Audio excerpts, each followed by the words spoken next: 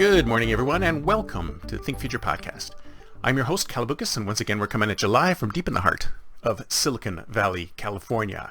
We're talking innovation startups, the future, not necessarily those, and not necessarily in that order. If you're watching on YouTube, smack that subscribe button and hit that bell so you'll be notified when a new show comes online. And if you're listening on your favorite podcast service, please subscribe. And if you like the show, drop a note on Apple Podcast. Love to hear reviews from all of our wonderful listeners. Why did I say ours? It's just me. So I came across a really interesting thing the other day called a dead internet theory. And if you don't know what the dead internet theory is, you can Google it. But basically, the dead internet theory is a concept that the internet itself is no longer full of people. That almost everyone who appears to be an individual on the internet, whether they have a Twitter handle or Facebook or Instagram, Snapchat, whatever, Telegram feed, whatever, almost all of these individuals who appear to be individuals, they appear to be actual human beings talking to each other, conversing with each other on the internet, on Reddit, whatever service that's out there, are not actually human. Most of them have now been transferred to be AI bots. Now, I don't subscribe to this theory fully. I mean, I know that there's tons and tons and tons of profiles on many of these services which are just bots. I mean, they looked at Obama's, and they looked at a lot of famous people like celebrities and Trump and all these different people who had millions of followers, and they realized once they did an audit on the followers, they realized that many of the followers are bogus or bots, right? I mean, you've probably seen cases where the exact same message seems to be sent by the exact same, like a completely different person, but it's the exact same message over and over and over again. You can see screenshots of the exact same tweet being tweeted by 200, 300 different people to try and add to a communication or push some kind of agenda. But the reality is that are really all these people just copy and pasting it? Are these really human beings who are doing it, or are they just Twitter bots that have got their marching orders and have been sent out to make those kind of changes? You see, nowadays, now in the middle of COVID especially, we all get all of our information through these screens, whether we're looking at TV screens or whether we're looking at computer screens or we're looking through phone screens. We get it through this interface. And this interface is constructed. It's constructed by big tech. It's constructed by the app developer of the app that you're looking at. It's constructed by the channel that you're watching. These feeds are constructed. And the feeds are constructed to provide a specific kind of experience to you.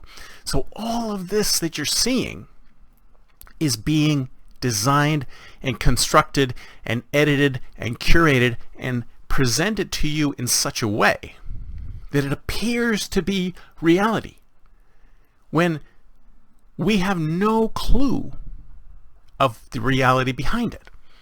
It's perfectly reasonable to think that the internet is 90% bots. I mean, 90% of email is spam. It's just bots sending you stuff. None of that is real human beings typing you an email saying, hey, you want to buy a website. None of these are humans. They're all bots. So it's not really that much of a far stretch to look at all of these social media services out there and realize that much of the content out there is also bots.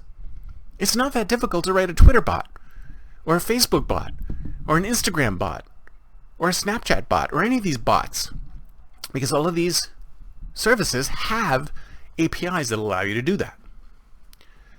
Now, why is this important? Well, I'll tell you why it's important. I mean, if you are trying to do some product development and you're trying to get your product out in front of people, how do you do that when all of your marketing is suspect? How do you know that you're marketing to real human beings? How do we know that you're not marketing to bots?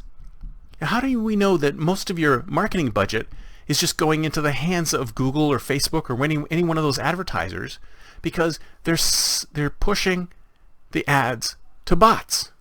We have no idea. We have no idea. I mean, when I first started advertising with Google AdWords, I used to get really good uptake, and now it's gone to almost nothing. But they still charge me a hell of a lot of money. So that's the key here.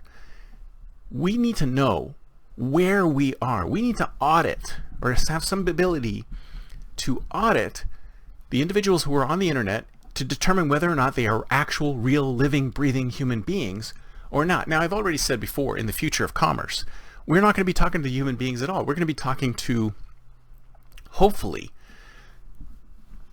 virtual assistants who can take this on. So instead of me saying, I'm thinking about buying a new car, and me surfing all over Google looking for a new car, I go and set my virtual assistant to go do all that for me, so it doesn't have to deal with all the junk coming in from the dealers and the car manufacturers and all that stuff, and then just come at me with a curated list of the 3 top automobiles I should buy based on what it knows about me.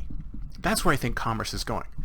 But I think we're sitting in some kind of interim period now where there's a lot of businesses spending a hell of a lot of money on marketing and advertising and all this stuff, and it might be falling on deaf ears. It might be dropping into some semi-dead internet where the dead internet theory says that these people that you're advertising to are bots. This is why it's important to have auditing services like Splunk and other services like that to ensure that when you're presenting an ad, when you're pushing your product out there, that you have to be 100% sure that it's actually being seen by human eyes instead of bots.